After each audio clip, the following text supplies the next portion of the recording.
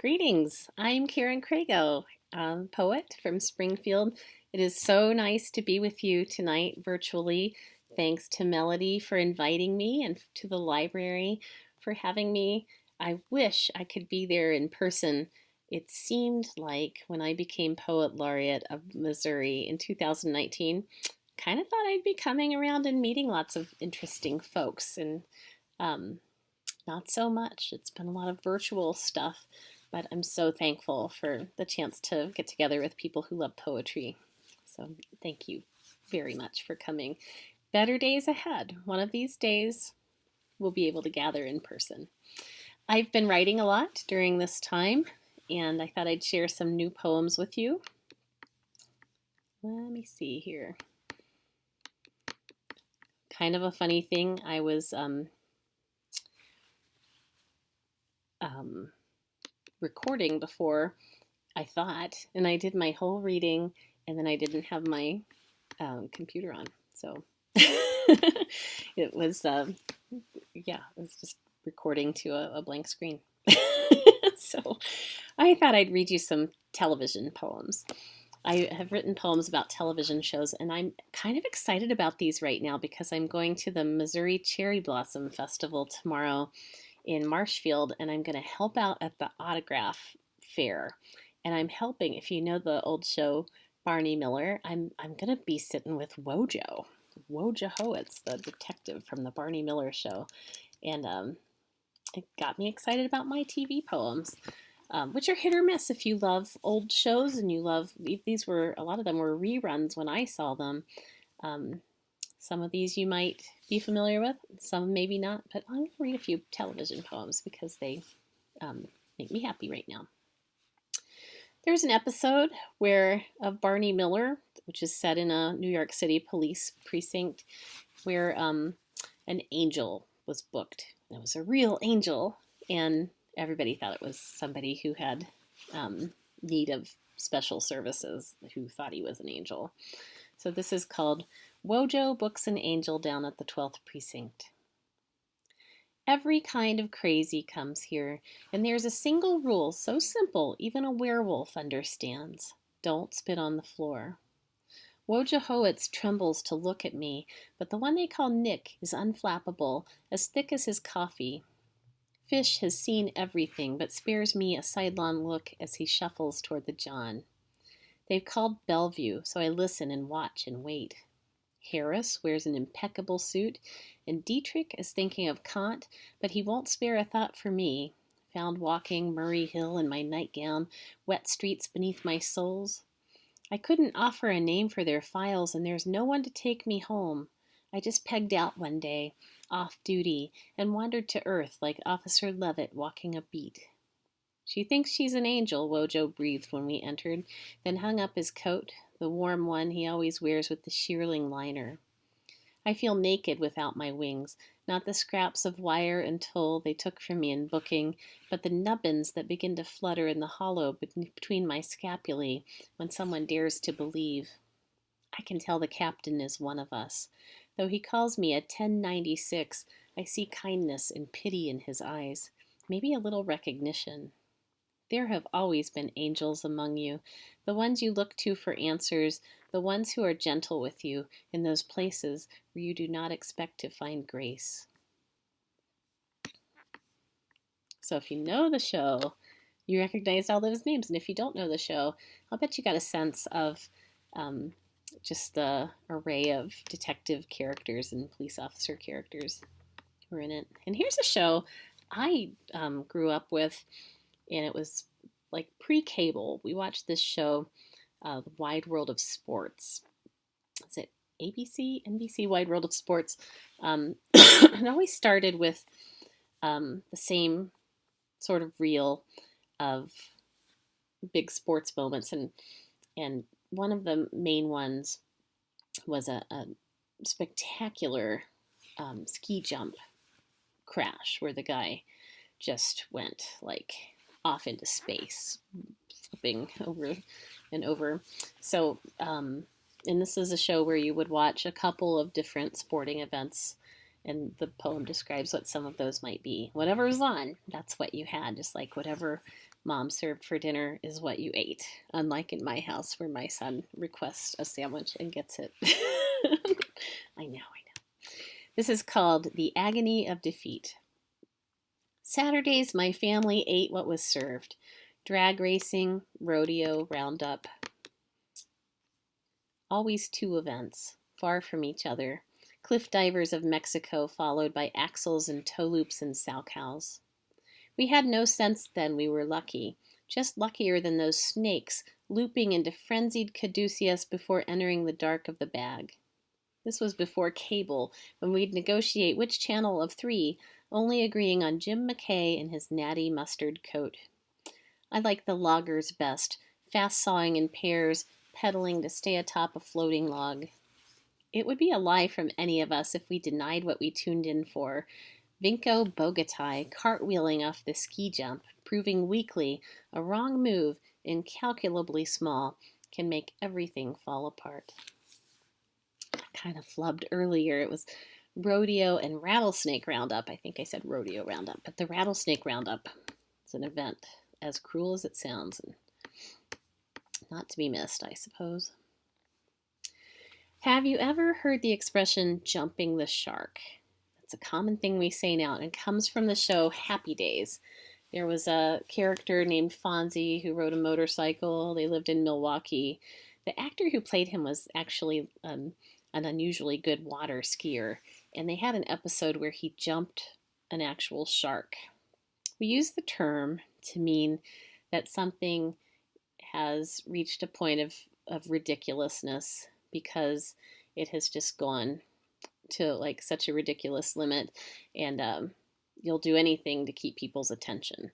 But this happened early in the show, really, considering how long the show ran. So when Fonzie jumped the shark, the show wasn't jumping the shark because there was a lot of show left. A few words from the shark.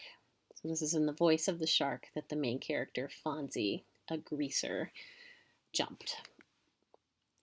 I wouldn't have eaten him. Heck, he's the Fonz. His reputation preceded him. Also, I like seafood.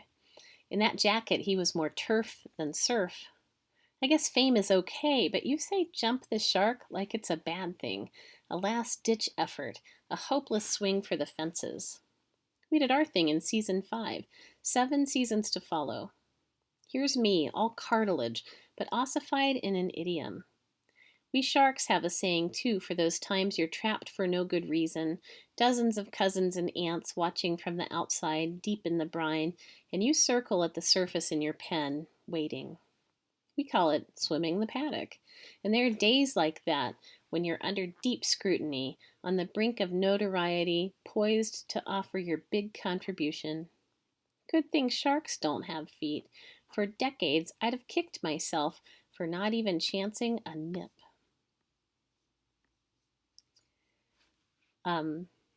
Here in the Ozarks, I guess we have a special connection to the Beverly Hillbillies. You can go down in Arkansas, a little south of me, and see the actual car ridden in the Beverly Hillbillies. It's about a family. I'm saying this in case you're under the age of 40. It's about a family who struck it rich in oil, and they moved from like their single room cabin in the Ozark Hills to Beverly Hills, and they were millionaires.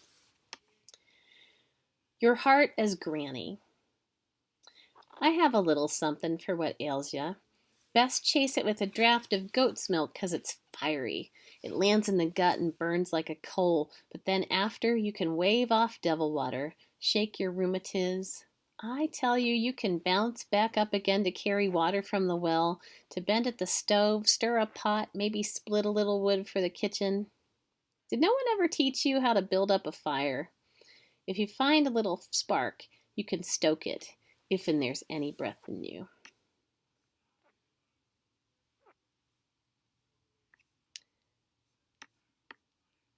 Let's see. Cousin It, the actor who played Cousin It, just passed away. The person, Cousin It on the Addams Family, was just a a person short of stature who's all hair all the way around, just like long hair, front, back, sides. So this is Cousin It thinking about maybe getting a mustache, a beard. Cousin It ponders a new look. Chin curtain, French fork, or perhaps a Fu Manchu. Or he could try a feather in a sharp new hat, one with a crisp-edged brim. There are days a bandit's gray hairs thread his brush, but It sees no other trace of him. Highlights, then, or grow old with grace. He still has luck with La Femme. Like Clooney, he pulls it off. He's given thought to another tat, yet he values symmetry. All of one's art should harmonize, not just stand alone. He feels an affinity to the noble crane, its angular grace, the precise way it sets one foot before the next. Or maybe he could go with a pelican. It too loves chimneys, brings fortune to a home. Cousin It hangs out in the chimney, and you'd never be able to see a tattoo on him because, like I said, he's just all hair. So if you like the Addams Family, you may or may not like the Munsters. They were sort of similar shows, but the Addams Family was sort of goth and weird, and the Munsters were like the family next door who just happened to be monsters. But one of the family members is Marilyn. And Marilyn, they called her that because she looked like Marilyn Monroe, this beautiful blonde woman in a family with like Frankenstein and vampires. And this is in the voice of Lily, who thinks she's a monster because she feels like her family is so kind to love her even though she's atrocious, when actually she's like crazy lovely. Monster. Lily. Poor Marilyn is, well, to put it bluntly, less attractive than the rest of the family. Herman. You might say she's the ugly duckling. And that's a quote from season 1, episode 12. Looks aren't everything. Still, a boy would be nice, someone to slide over next to offer me his jacket, to kiss me goodnight on the porch. But that's where it all goes wrong. I close my eyes and lean in, and just like that, they're gone in a cloud of dust and rubber. Thank heavens for a family, for the comfort of a cool embrace, for a few who accept me just the way I am, colorless hair, eyes blank as sky, cheeks so fever pink I've caught more than one man staring, seen the looks my family shares. There's pity, yes, but kindness. They love me hideous, maintain the hope that someday someone may look closely and see something more. And my favorite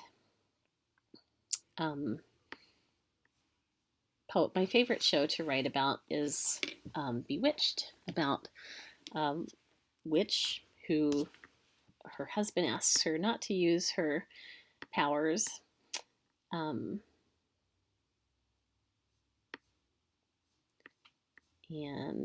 I have so many poems about that.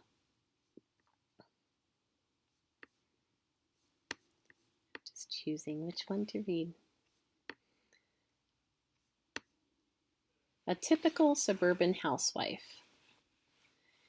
I am a witch, a real house-haunting, broom-riding, cauldron-stirring witch. And that's the Samantha Stevens, the witch on Bewitched, in season 1, episode 1. So she's being introduced. A gesture, a twitch, and your work is done. Seems petty to forbid it, yet never run a vacuum to help. Inside your dish towel, the fragile heft of china, and inside the man, a mortal's white bones. Anything could happen when synapses fire. That's the real peculiar thing, yet you choose the body every time. It's a promise you made to a Darren. I have trouble seeing it your way, luminous, confident, happy to dust through your days, in love with a replaceable man. And I suppose it's telling that my feminist critique of the show is that she would vacuum when she could just go and spend her day writing poems or doing something wonderful. So this book is called Passing Through Humansville, leaving the TV poems behind. And Humansville is a town. It's actually named after someone whose name was Human. And I go through it on my way when I go to Kansas City from Springfield. And one day I drove by it on the highway, and it was a particular kind of fog that sort of covers the road in a layer, like that you bust through with your car. You can, like, it's so thin that it's not even as thick as your car. And I went through that, and just doing that in Humansville seemed significant. Passing through Humansville. Twice today I'll slip into and out of Humansville, both coming and going, but now tendrils of fog span the road, the layer of white like an old lady's hair spread out behind her in rapture. Why not? The oldest vessel can still hold a drink, or else we'd call it a shard. From his potter's wheel, my friend can see sometimes a woman, old, who bikes in looping circles in the empty funeral lot, insisting on the cursive of her name. And maybe I've stepped on the ground where my ashes will light. Maybe, unknowingly, I've danced. My son had just a beautiful, lovely soul spirit who was his babysitter, and she's also just a beautiful person to look at. And he loved her, and he drew her a picture and gave it to her, and just burst into tears. This is when he was young, and it was a moment that really struck me. His portrait was of the two of them, and they were just like kind of sophisticated, slightly more sophisticated than stick people, wearing like boxy clothes. Her name's Brenna, and the poem's called "For Brenna, Love Ernie," and love is a heart. Last night my son drew a picture for Brenna, who watches him sometimes, and his sweetness and joy.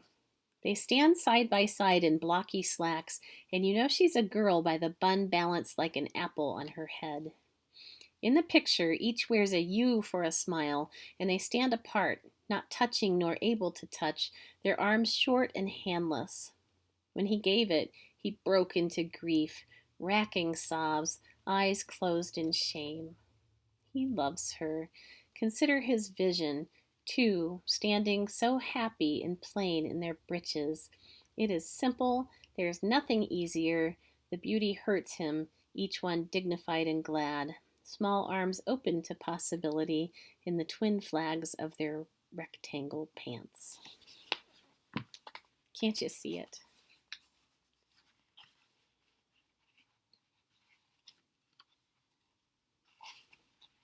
Well, that's not appropriate for all audiences. I don't know what I was thinking there. Here in Missouri, which I love to write about, my position, I love to take hikes. I love to be in the wilderness, and I'm always on the lookout for snakes, which I adore. And my very favorite snake is pictured here. It's the prairie ringneck. It's about the size of a pencil. It has a ring around its neck, and its underside is orange or yellow, but somewhere between those two colors. And it can, if it gets frightened, it'll sort of coil up and show you. It's almost like a flower that it'll show you its coiled up underside. So this is called God's Wife. And I'm going to end with this because I think it's nice to think about the earth on Earth Day. Happy Earth Day. God's wife. Of course he saved the one most delicate for himself, and his dowry pleased her. So much green, so many paths for sunning. She is the size of a new pencil, able to coil her whole self under a leaf. He can always find her, but keeps one eye on the sparrow, which is to say, the rest of us. One might see her cursive across a rock, but nothing registers until the tail disappears in ferns. She writes a poem of impeccable beauty, a prophecy, a psalm, but keeps his secrets by default. They're what she tries all day to proclaim.